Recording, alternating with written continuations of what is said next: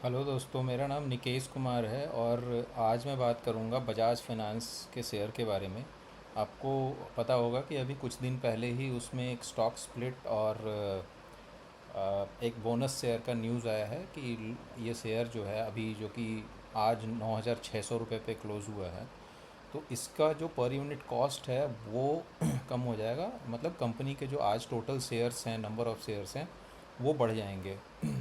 तो इसमें इन्वेस्टर के लिए एज सच मेरी नॉलेज में जो है उसके अकॉर्डिंग इन्वेस्टर का कोई ख़ास फ़ायदा नहीं होता है, लेकिन समहाउ सेंटिमेंट्स में फ़र्क पड़ता है। और जिसके वजह से आज शेयर जो है कल 9,300 समथिंग में बंद हुआ था, आज वो 9,700 तक गया था। मतलब काफ़ी ख़रीदारी हो रही थी इसमें।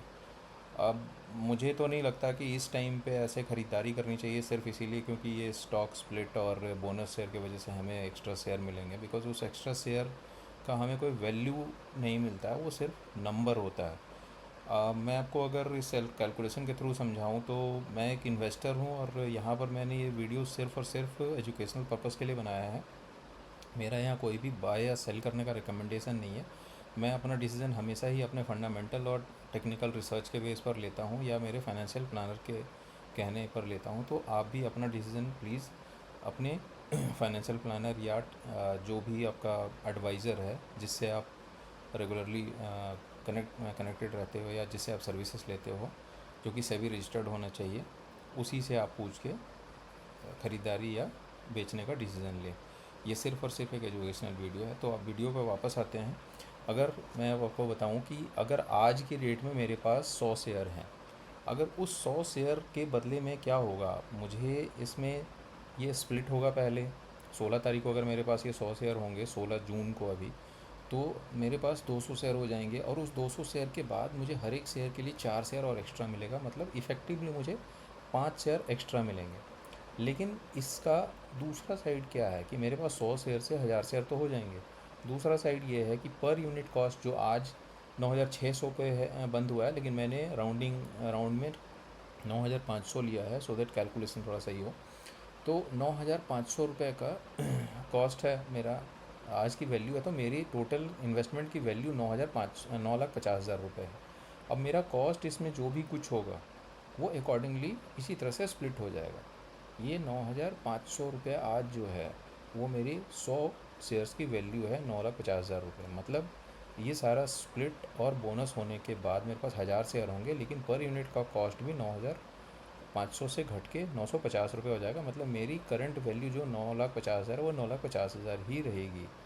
अब उसके बाद जब ये 950 रुपये जब बढ़ेगा तो उसके अकॉर्डिंग मेरी वैल्यू बढ़ती जाएगी।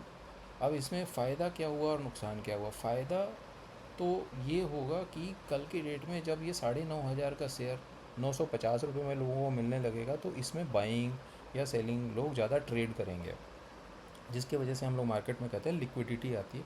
अब लिक्विडिटी आने से अच्छी चीज़ें भी होती है, बुरी भी चीज़ें होती है। वो एक टेक्निकल और फंडामेंटल दोनों एनालिसिस सारी चीज़ें करने की बात है, उसको मैं यहाँ नहीं बता सकता।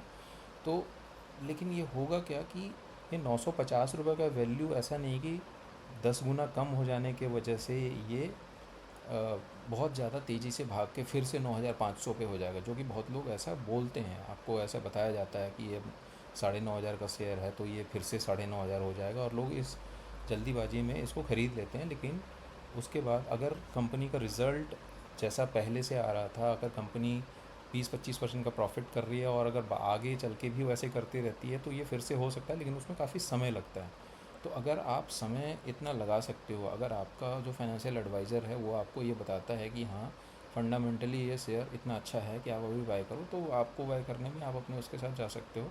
इसमें मैं आपको मना नहीं कर रहा हूँ और ना ही इस भाव पे भी कह रहा हूँ कि इसके आगे ये जाएगा ही नहीं तो इसीलिए इसको बेच दीजिए। मैं ये भी नहीं कह रहा हूँ। आपको सिर्फ ये देखना है कि आपने सिर्फ इस वजह से शेयर को नहीं ख़रीदना चाहिए कि ये स्प्लिट और बोनस की वजह से मुझे एक्स्ट्रा नंबर ऑफ़ शेयर्स मिल जाएंगे।